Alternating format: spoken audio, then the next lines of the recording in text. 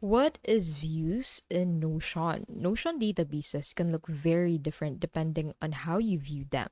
Let's break down what views are and how to use them. So, a view is simply a way of displaying your database. The data stays the same, but you can switch between layouts like tables, boards, calendars, and more. The table view looks like a spreadsheet. It's perfect for lists, inventories, or detailed task tracking. Kanban board is great for project workflows, content pipelines, or moving tasks through stages. And the calendar view organizes items by date, ideal for editorial schedules or deadlines.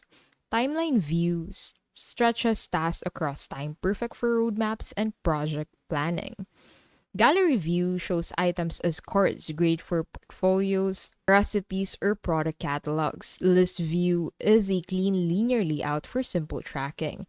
Each view can be customized with filters, sorts, and properties. For example, you can show only tasks due this week or group items by team member.